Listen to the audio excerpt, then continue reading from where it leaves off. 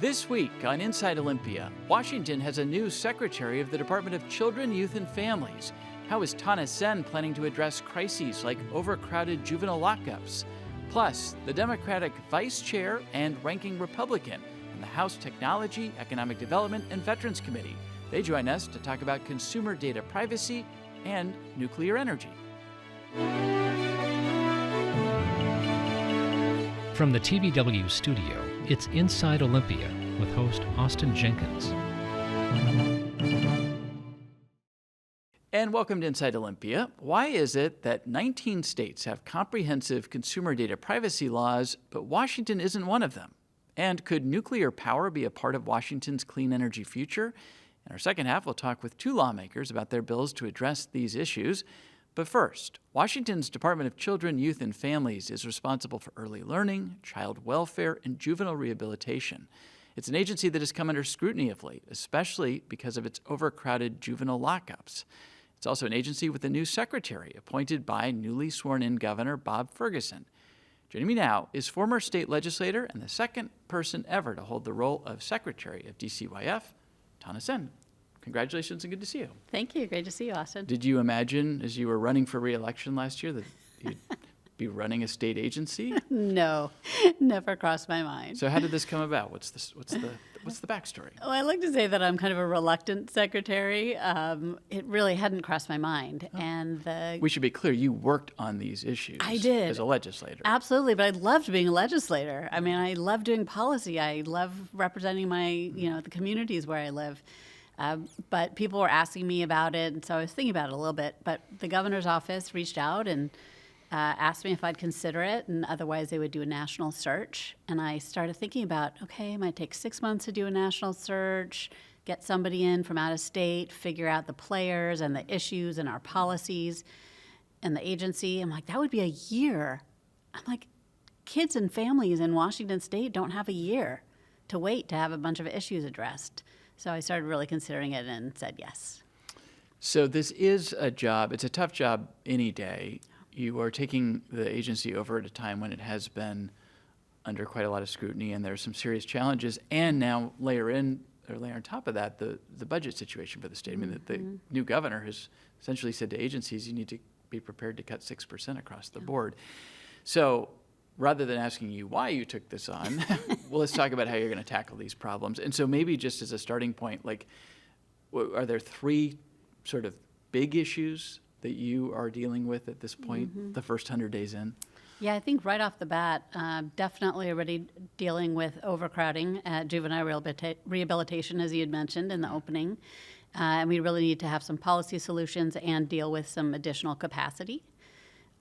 Facing, as you mentioned, the 6% budget cuts. So just coming right out of the gate, really looking at our entire budget and where we can make some significant cuts. And most of our work, all of our work, is around direct service, whether it's early learning or child welfare or juvenile justice. And so that was really painful to make some recommendations, even though we didn't want to cut anything. And then the third, I would say, is the unknowns of what's coming out of on the federal level, whether it's dealing with immigration issues or a pause in federal dollars that happened last week and luckily have been turned back on, but it's really disruptive. So we're addressing, again, immigration issues, budget issues, juvenile rehabilitation, in addition to our just everyday work. And just briefly on the immigration question, what is it specifically that your agency and the governor's office are thinking about anticipating or preparing for? Yeah, so Governor Ferguson signed an Executive Order 2504, one of his first weeks in office, directing DCYF to pull together other agencies and talk about how would we help families whose child might have been left behind if they were a mixed immigration status family, for instance, and making sure that that child is cared for and has a safe place to be. And we want families and children to know that we will be taking care of them. And I think of particular concern is if there was like a mass deportation, a mass detainment, what would we do? How would our communities be prepared to take on and deal with a lot of children who've been left behind? Before we dive into some of these other specific issues, I just want to get sort of your impression of DCYF when you were sitting in the legislature and some fresh impressions now that you're sitting in the secretary's role? I don't know if people realize how big DCYF is. Which is interesting because this book of business was cleaved off from DSHS, Yes. which is viewed as the gargantuan agency, and it was supposed to kind of make it more manageable. Seriously. But it's still big. I mean, over 5,000 employees, $2.6 billion agency, 53,000 kids getting child care, 130,000 calls each year for around child abuse and neglect, 8,000 children each year who've been in our care for at least one day. I mean, that's a lot of activity and a lot of work. And it's exciting that there's so many people getting childcare more than ever. And it's sad that there's child abuse and neglect that we have to address.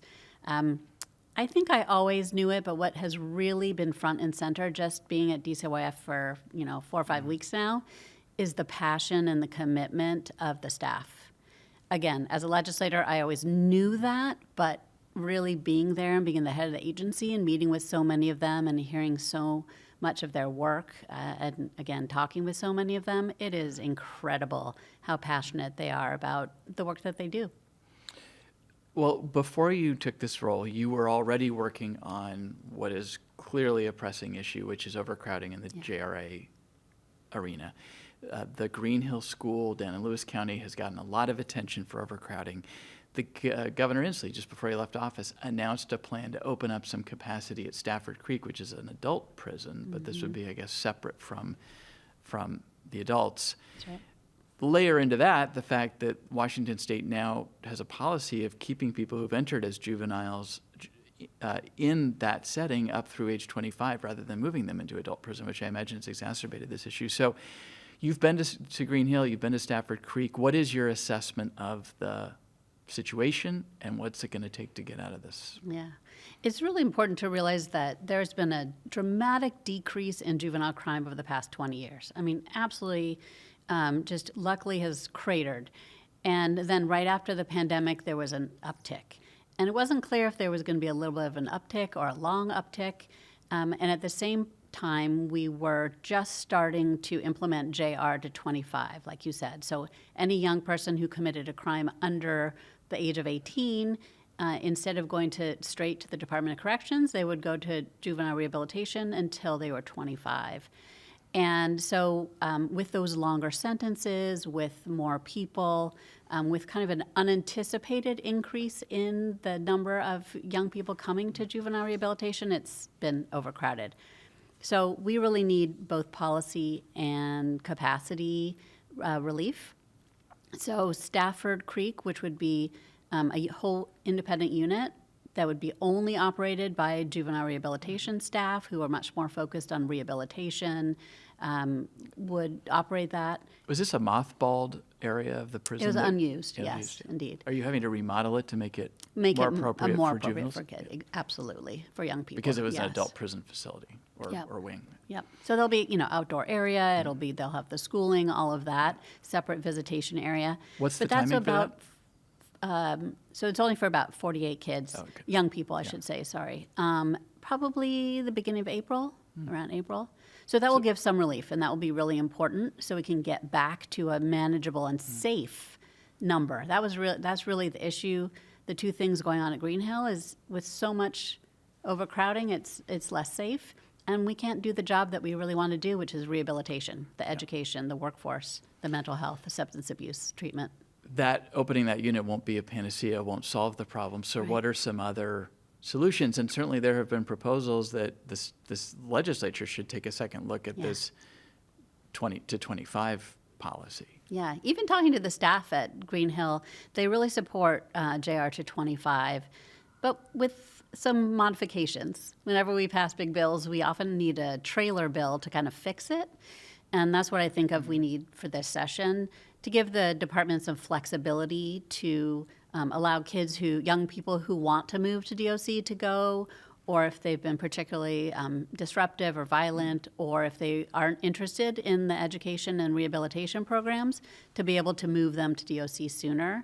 And also to have some better interactions with the counties we only were getting 24-hour notice of when a person was going to move to Green Hill, and that didn't allow us to plan for that capacity. So we want to work closely with the counties on information sharing and maybe keeping a few younger folks at county instead of coming to us. So if the legislature would pass a bill like that, it would give the agency some more flexibility. I understand what the reasoning was for JR to 25, which was the idea that moving young people into an adult prison, there's a lot of research about the developing brain up till 25, that, maybe just create a hardened criminal out of somebody who could otherwise be rehabilitated and re-enter into society and be productive. On the other hand, then that means you have somebody who's potentially as old as 25 or up to 25 and somebody who might be 13, 14 in the same facility. That doesn't seem like a good mix. Yeah, that's I'm glad you brought that up. So we have 2 facilities that are separated by age. So Echo Glen is for young people up to the age of 18 and for all of the women, so up to 25. So that's one separate facility in Snoqualmie area. And then Green Hill is just for those 18 and over. And so that is definitely the difference there. So we did acknowledge that. You're right. So thanks for clearing that up because that does help. Besides opening the Stafford Creek unit and perhaps having the legislature revisit JR to 25, are there other fixes you're looking for to address this overcrowding? Yeah, there are a couple of other things, again, with that flexibility to be able to move people, and also recognizing that Green Hill is 100% maximum security. And so for some of the men who have longer sentences, they actually only need medium security. So if they were moved to DOC earlier, they could participate in some of the medium security programs, which might be a training program or a ranching program, farming program. And so we want to be able to have that flexibility, whether they choose or a joint, JR and DOC decision to move them to DOC. And right now, until they're 25, they must stay at JR, even if it's better for them to move over to Department of Corrections. And just one more thing about this. Green Hill School has also been under a lot of scrutiny because of alleged, because of contraband, assaults. The police and local authorities in Lewis County have complained about what's going on inside that facility, not always being aware of what's happening, not always feeling like the staff was referring charges back out. And so now you've gotten some eyes on this facility. What is your sense? And staffing has been an issue as well, and there's been custodial misconduct cases. So what is your sense of what it will take to adequately staff with people who are doing their jobs and not committing misconduct and preventing assaults and keeping a lid on contraband? I mean, that's a lot. And that's just one facility, but that's been in the news a lot. It has been in the news a lot. Let me just be really clear. It is not acceptable in any way, shape, or form for the adults at Green Hill or in a facility like that to mistreat young people or to bring in contraband. And so we don't have tolerance for that. And some of the people who were doing that are now in prison, rightly so. On the same note, we really need to make sure that we're keeping our staff and our young people safe.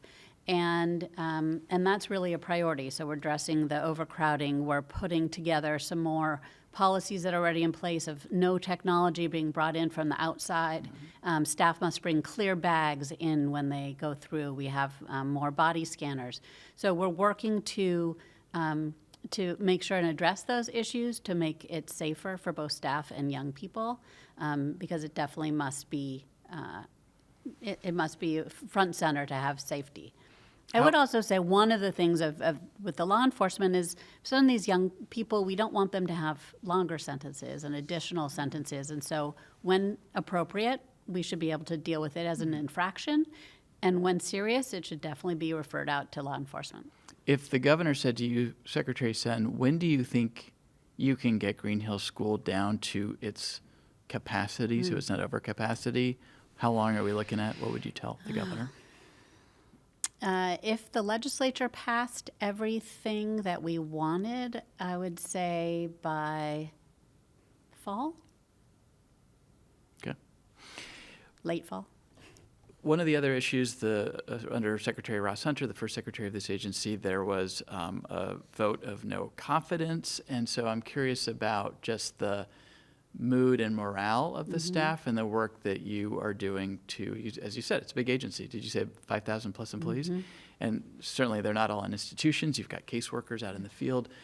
What does that look like? How do you get to know a staff of 5,000 and how do you start to listen to them, hear their concerns and perhaps complaints, and start to maybe rebuild some trust with the top office? Yeah, well, when I came in, I immediately said I had 3 priorities.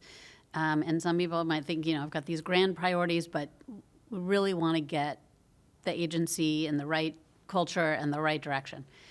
So my 3 priorities were improving communications, and that's both internally, listening to staff, learning. I have a lot to learn, hearing and learning from staff, and also communicating better out to the public about what's going on, what's available, like childcare subsidies and other programs like that. The second is support, making sure that we're supportive of our staff. I mean, being a social worker is a tough job. Being a childcare provider, working at a juvenile institution are tough jobs, and really wanting to make sure that we double down on supporting our staff, as well at the same time that we're supporting our children and families. And then the third piece is service. So we definitely have public service in mind. Of course, people going into these fields are not doing it for the money. And so we want to grow on that, but make sure that we're also serving. We also have a customer service mindset. And that's both kind of internally, making sure people know what's going on and serving people internally, but again, mainly thinking about externally in our families, making sure that when they call in, they're getting the services they need and with a high level of service that they deserve. Obviously, child welfare is another huge book of business for this agency. The storyline is that DCYF has very dramatically reduced the number of youth in this state in out-of-home placement, and also really ramped up when kids are pulled from their homes, ramped up putting them more often than not into kinship care. Some people think we've gone too far in that direction and are putting kids at risk, but the numbers are dramatic. I guess as of last November, about 4,700 kids were in out-of-home placement. That was 648 fewer than a year before, the lowest number in 40 years. And again, kinship placements account for about 60% of placements. What is your sense of, is the state striking the right balance, balancing, trying to keep kids and families intact when possible, but also protecting the welfare of children? I do. I think it's always a balancing act, and each and every case is unique and complex. But what we know is that keeping children safe is our number one priority. And if they can stay with their families, we know that that is better in the short term usually, but especially almost always in the long term. And so that's why kin is so important, to be able to connect them with kin. I think about having my own child. If, God forbid, something happened, I'd want to place them with family. But also knowing that sometimes those families need extra support. And so whether it's getting them treatment or housing or some parenting assistance, we need to make sure that they have safety plans and resources. And then otherwise, we work closely with law enforcement and the courts to determine the best course for that child. And having it be a little bit complicated and having it take some time is important because we saw such disproportionality in how we were removing children from Native families and from minority families more. And so having that due process is really important. One of the overlays here is the fentanyl and opioid crisis. It's my understanding that fentanyl overdoses are the leading cause of death for kids in child welfare because they get access to drugs in the household. We know that State Representative Travis Couture on the Republican side of the aisle has been very outspoken about thinking that the state is is committing essentially malpractice by allowing kids with families who are struggling with opioid addiction to stay in the home. What would you say about that? Have you been able to kind of look at the policy and start to think about whether it's the right policy for now? Yeah, last year we actually passed Senate Bill 6109, directing the courts to give great weight if fentanyl is involved in a child welfare case. And the thing, that policy was very involved in the debate and the discussion of that. I think that was the first piece of legislation when I was a legislator that I didn't really know what the right answer was. Didn't come in with this, this is what it is. This is what it should be. But talking with social workers and with the court system and with experts, public health, looking at the data, we settled on the importance of, encouraging the courts to give great weight to the fentanyl situation. Listen, there's a fentanyl epidemic, and there is a rise in the use of fentanyl all across the state, whether it's a family with child welfare involvement or not. And so we need to make sure that we are addressing and helping families as much as possible. I think we've struck that balance, and again, they're complicated and complex cases, each and every family. I know Rep. Couture has another bill this year because he doesn't think that the state struck the right balance. Have you had a chance to talk with him? What would you say to him? Yeah, so I think there's lots of discussion around another piece of legislation, 1227, which was a bill that was passed the year before or a few years before, and there's kind of this intersection between removals, fentanyl, mental health treatment or mental health crisis, and the need for treatment, both SUD and behavioral health treatment or mental health treatment, which is not available enough. But that intersection is really, I think, what's creating a little bit of concern for in the child welfare space, and we do the best that we can working with our courts and our law enforcement to get as much treatment and as much eyes on a child as possible. So what I would say is I hope the legislature doesn't make any more major policy changes this year so that we can really implement the policies that we have passed over the past few years and get that right. Just briefly, what is the status of your workforce for CPS caseworkers and also the foster care side of it, where you do have to place kids out of the home and maybe not with kin? What do you have the staff and the foster families you need? Well, with the increase of the use of kin, that has been wonderful to be able to have a place for young people to go that they feel more comfortable and have us rely less on foster families. Or hotels or nights in Absolutely. DCYF offices. Yes, that was a problem that we've gotten pretty much under control, or at least working in that direction. But I really want to be clear, we also rely on foster families, and they are fabulous. We've been using more therapeutic foster families that have a little bit more attention and skill for some of our more complex youth, and that's been really important. But we have about 2,000 social workers who are out working every day for the thousands of child abuse and neglect claims or cases that come to our door every day. There is early learning has been a huge priority of you and others, and it sounds like with the budget woes, things are going to slow down a little bit in terms of implementation. What, as an agency director or secretary now and not a legislator, what's your message back to state legislators about this? Yeah, this The tables are turned. Huh? Yes. This is a tough one for me. And Ross That's Hunter, right. who had been the House Budget Chair before he became, it's like you're wearing a different hat now. Yeah, absolutely. So, we passed the Fair Start for Kids Act a few years ago that really has just changed how we've invested in and how we have supported the childcare industry, which provides so much work and the backbone for so much of our economy, allowing parents to go to work in healthcare and construction, any field, of course, you name it. And as we have expanded that greatly, we have plans to have it continue to grow.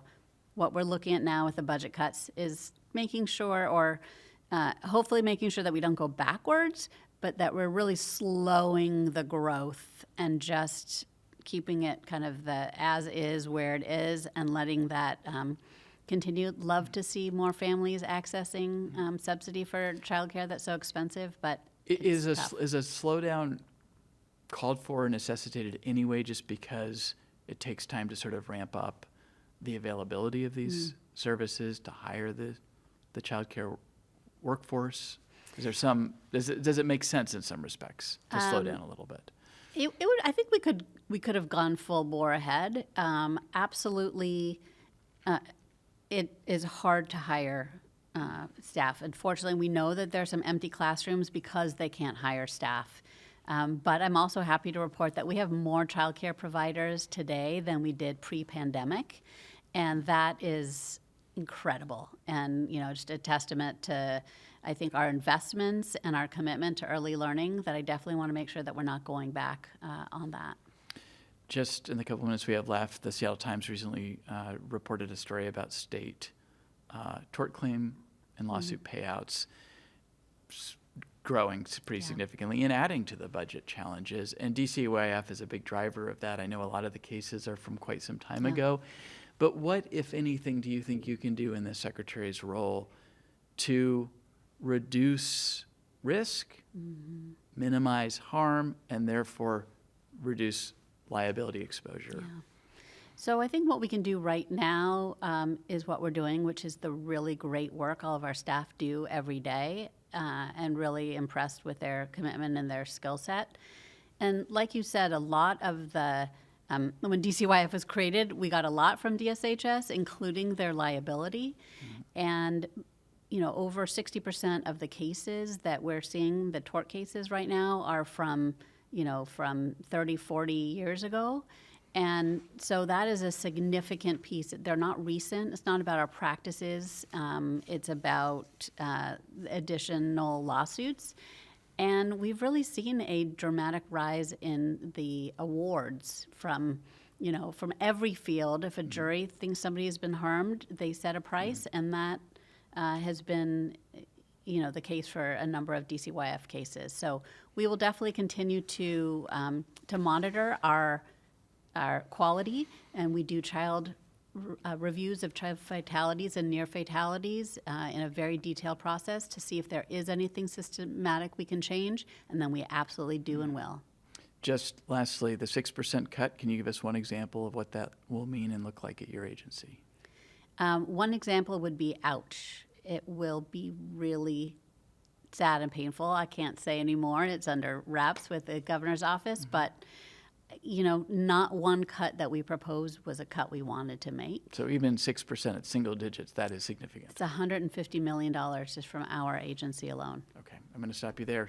Tana Senn, the new Secretary of the Department of Children, Youth, and Families. Thanks for the conversation. Thank you so much, Austin. We'll follow up soon.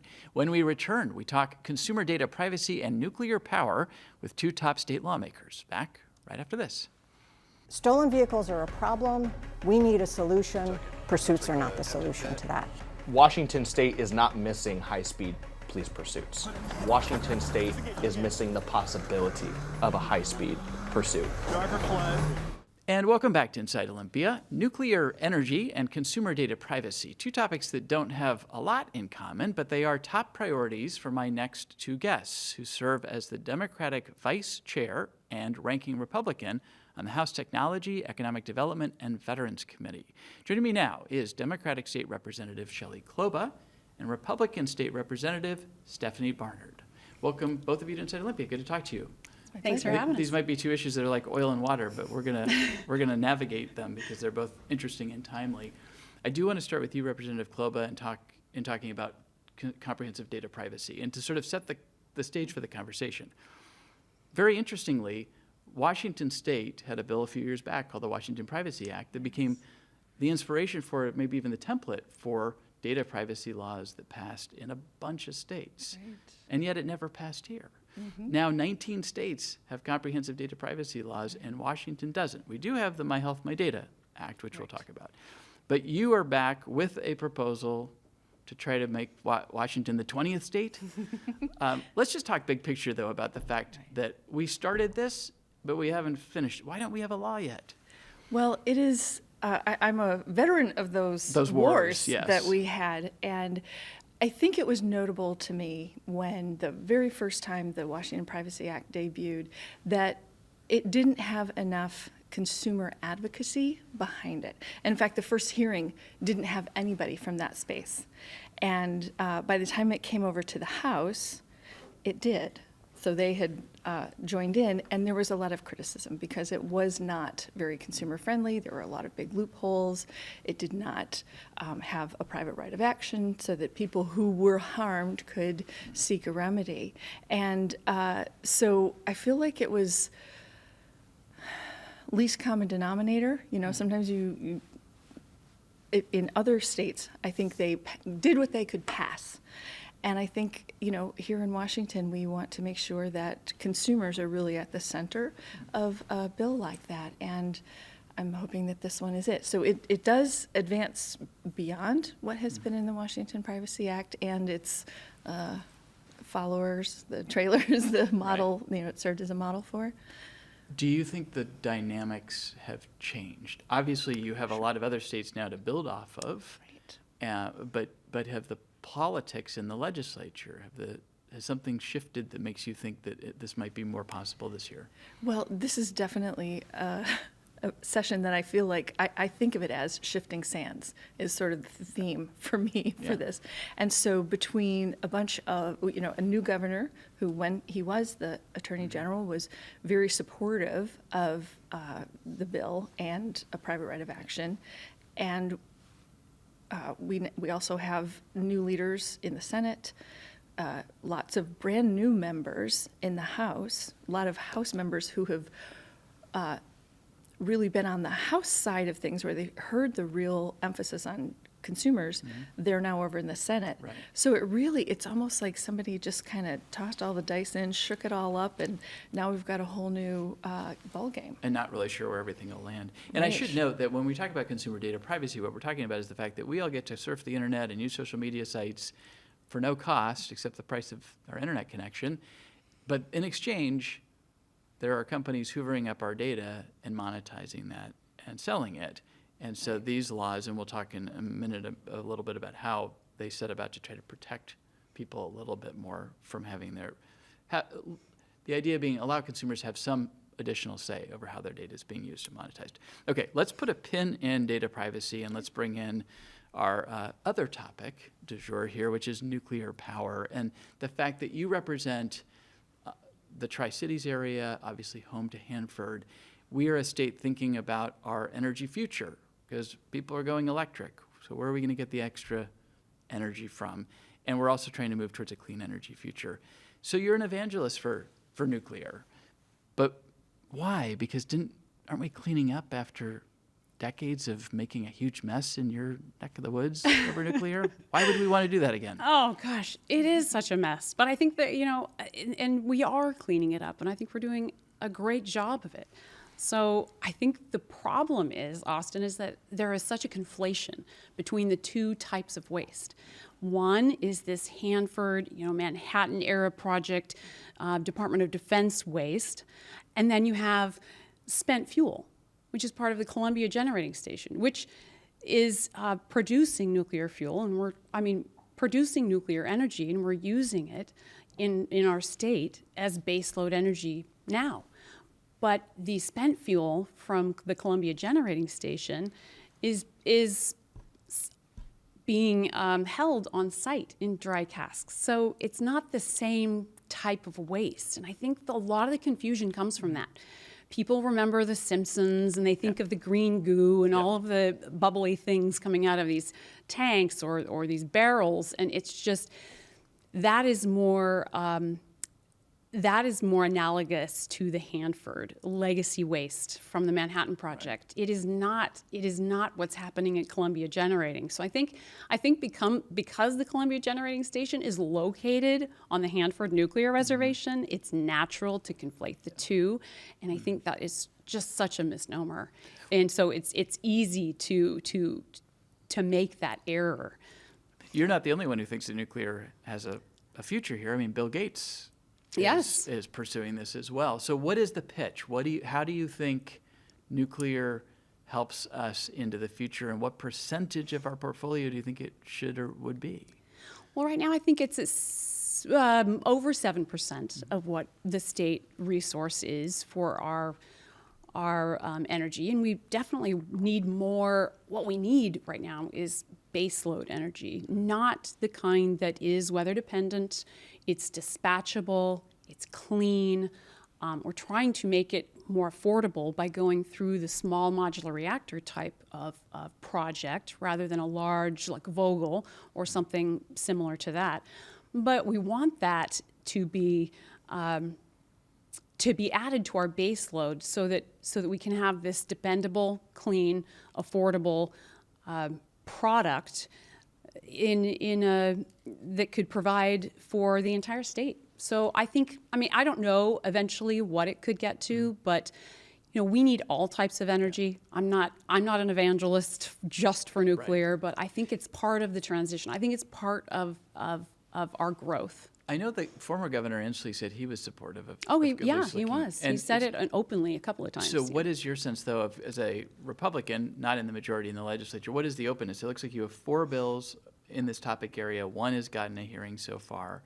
What is your sense of the appetite on the part of the majority party? I'm pointing to Representative Kloba, but it's not your committee. So, but I think I'm also the founder and one of the 4 co-chairs of the Legislative Nuclear Energy Caucus, and we've had over 40 legislators attending those, just depending on what the topic is. Mm-hmm. And we also have a meeting tomorrow. A lot of people are really interested about projects. They want to learn about nuclear. So there is this engagement that we've been getting.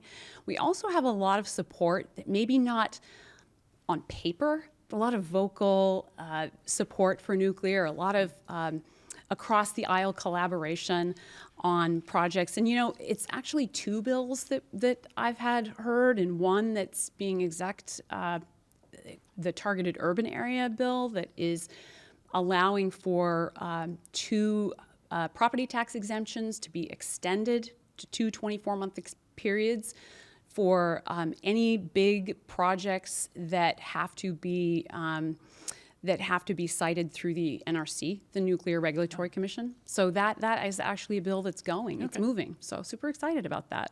Okay. We're going to, like a game of table tennis here, pop back to data privacy. And here's what I want to ask you, Representative Kloba, about this bill is you mentioned the private right of action, which is frankly controversial and not an element in, I think, any of the laws that are in statute now. And it's also the thing that high-centered the Washington Privacy Act back in the day. So you've got that in there. The other piece, and we'll come back to that one, but I want to ask you about something else that's sort of become controversial and a source of maybe evolution as these laws have passed, and that is the language around data minimization, the language that tells these companies what they can collect about us when we start to engage with their sites.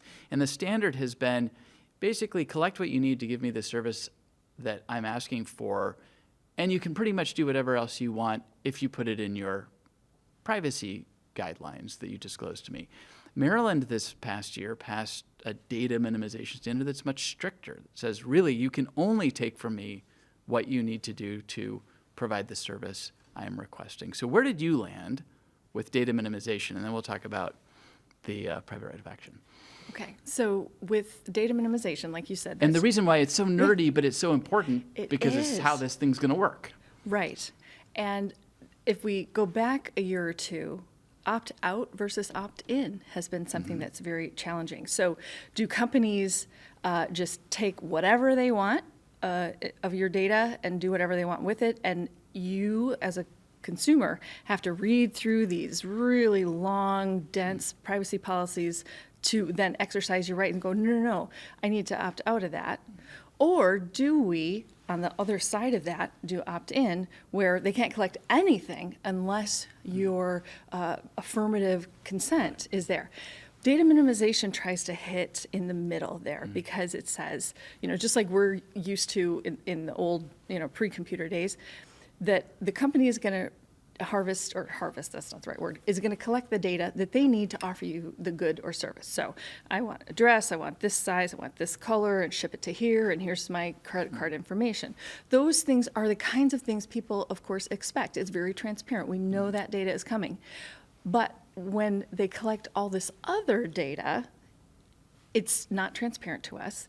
And so this bill says it minimizes the amount of data you can collect, And then it also gives people the opportunity to opt out of the sale of their data, the use of their data for targeted advertising, and the use of their data to make a profile that is used for automated decision making. So it kind of splits the difference between that. Which starts to get us into AI. In and out. Well, yes. Yeah. And so that is interesting because that also, I think, for a lot of people starts to become familiar because we've started to see these pop-ups when we go to websites that allow you to sort of toggle and make some decisions before you proceed. Okay, the private right of action, I want to hear you make the case for it. I know Representative Barnard is going to have a case against it. Sure. Companies will say, look, you're going to open us up to a bunch of litigation that is going to kind of bury us. It's going to cost us a lot of money, and it's an anti-business poison pill in a bill. What's your response? And then on the flip side, there's consumer advocates who say if it's not in there, the Attorney General's office will not have the capacity to enforce this, and it's sort of toothless. Right. So I think it's important to remember that every privacy policy or law that exists at the federal level, so HIPAA is one that people are very familiar with. Healthcare privacy. Right, healthcare privacy. There's FERPA, which does educational privacy for students. There's Fair Credit Reporting Act, et cetera. They all require you, regardless of the size of the business or how much business you do, require you, if you collect certain types of data, here are the things you are required to do, right? That's one precedent, federal precedent around for years. And the other one is that they all have a private right of action. And this is based on the long-standing principle that our justice system has, that there is no right without remedy. So Washingtonians, for decades, well, more than that, many decades, have had the protection of the Consumer Protection Act. And that act has two pieces. These are two tools that are available to every Washingtonian for anything that violates the Consumer Protection Act. And that is the Attorney General can take action, or you can take action on your own. And so to remove that from what Washingtonians are used to and Americans are used to with other privacy policies that are at the federal level, it just has, I've never heard an argument to me that made me want to give that up. My sense is part of why we don't have a data privacy laws because this has been the thing that has hung up this legislature for so many years. Right. But Representative Barnard, what is your thought on this bill generally and specifically on the private right of action? Well, I mean, I'm pro-business, and I cannot support the private right of action, respectfully. I feel like the scope of this bill is so enormous that what we're looking at here is just opening the floodgates to line the pockets of lawyers. And hey, two of my kids are lawyers, so I'm not I'm not anti-lawyer. I just think, how can I don't even know, according to some of the definitions in the bill, how you would go about doing this. So this private right of action, would it, if say you were doing business from Montana to Washington, maybe there was some inferred information from your data that allowed them to market to you. Say you were wanting to buy a dress from Nordstrom or wherever, and Montana got a hold of that information and they started marketing to you dresses that were similar or something like that. But that's inferred information that would be prohibited under this bill. Would then they be liable, and could we then have a consumer like yourself instigate a private right of action? And I just think, do we even know that? Does this bill have those definitions, or is it clearly defined where, again, this clear line of demarcation? Could an international business that is taking data and then making some inferences, would they be then subject to a private right of action? This bill just doesn't make it clear, at least to me. And so, I think the idea of having that private right of action goes beyond what those other 19 states have done. I want to give Representative Kloba a chance to respond to that. Let me just ask you generally, where do you and your fellow Republicans come down on the idea of whether Washington should be the 20th state to have a comprehensive consumer data privacy law? No, I totally understand the question, and thank you for it, because I think it's a great question. I do think that there are ways that we can and I ask because, by the way, this has been pretty bipartisan. Oh, totally. Across the country. You got red states and blue states, Democrats and Republicans coming together. I looked at that list of those 19 states, and you're absolutely right. So, yes, of course, this is something we can agree on. This is really, really important. So is the devil in the details? The devil's in the details. So, Representative Kloba, let me give you a chance to respond to that question about, couldn't this just be exploited and just used to, bludgeon these companies who didn't actually mean to do something wrong? I think, and knowing that she has 2 children who are lawyers, they're well aware that there are ethics rules against bringing frivolous lawsuits. So that's one protection that people have. Another protection is there's like a 5 or 6 part test within the Consumer Protection Act that you have to meet all those criteria before you're able to bring a private right. And one of the important ones is there has to have been harm. So that's a pretty high bar as far as I'm concerned. And I'm not sure what kind of protections they have in other states, but that is through case law. We have come up with that sort of, again, and 5 you or would 6 be part essentially test. taking that same standard that exists in our consumer protection law over to this data privacy and law. for every other consumer thing, if there has been, deceptive practices or fraud, we have that right now. Well, last question about this. In your view, if it doesn't have a private right of action in it, is it something you cannot? Let me rephrase this. Is the only way you will support your bill getting across the finish line is if the PRA is intact? There are several moving parts in this bill, so I'm not going to, never say never. I would have to see some acceptance of other things. And here's the other part. This is a bill. This is based on a model bill that has been seen in 4 or 5 different states, as well as it takes pieces from other ones. Is this a Consumer Reports Epic Yes, it model? is.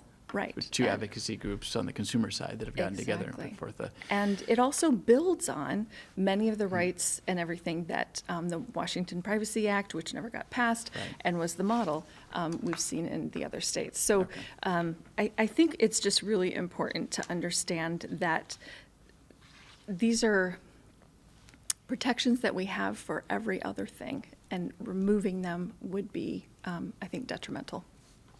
Okay, I want to go back to nuclear. You have a bill, Representative Barnard, to create a nuclear advisory commission. There's another bill to study nuclear. There is an advanced nuclear reactor projects for clean energy bill, and a increasing transmission capacity bill. Can you kind of, I don't want you to go through in detail each of these, but sort of prioritize these or help us understand what this bundle is trying to do? Is it like different approaches where if one sticks, that's great, or do you see them as working together in concert? Sure. Well, the transmission capacity is simply, I don't think it has much to do with nuclear. It truly is just trying to, I think it's trying to upgrade reconductor. Basically, reconductoring is to take something that is more advanced, new wire, basically, and to take infrastructure that already exists and say, let's just upgrade, so that we can get more power out to customers by reconductoring and something that doesn't need to be sited. Because we can build all of the capacity, but if we can't get that capacity to people with modernized lines. And we're trying to get that out expeditiously, correct? So we don't want to take the time to have to go through that siting process. But this doesn't necessarily have to do with nuclear. This has to do with any type of electricity. Let's just get it on the grid. So we just want to make sure that there's the power to we have 3 different companies, and we know that BPA has a list of thousands of organizations and industries that want to get power. They just can't. So we want to make sure that we get that reconductoring done so we can get more power to the grid. And that doesn't necessarily have anything to do with nuclear, but eventually I think it might. When we have a small modular reactor that needs to go and get added to the grid, this would be something that potentially could help that. But I don't even know if that's the case or if they'll need this or not. That's just a bill to help with energy. Do you envision a day when we in this state were doing anything other than small modular? where we were doing something of a larger scale? I think that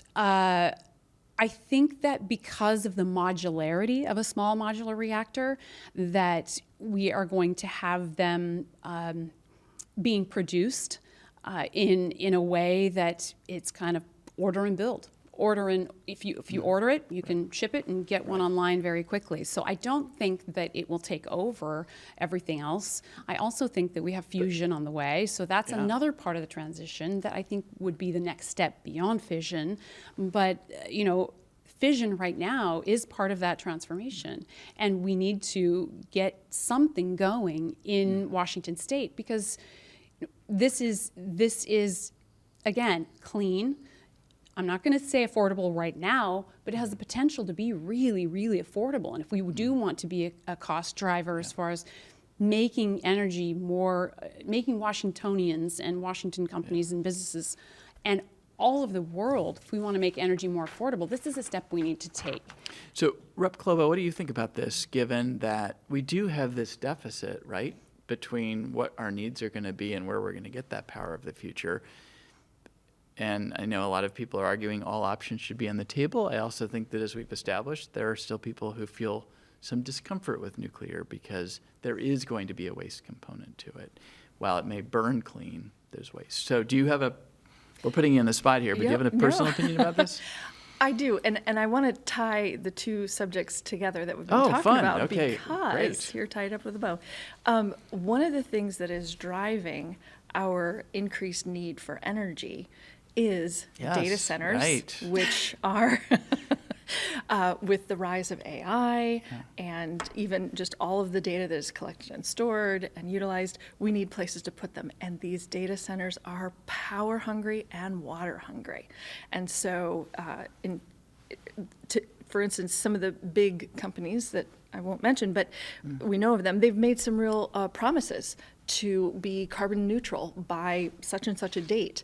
Well, right now, given the projections of how they're going to be needing data centers, we've got a math problem, and it doesn't match up. They cannot get to their goal of green energy unless there's nuclear. And so we're seeing that kind of playing out around the country.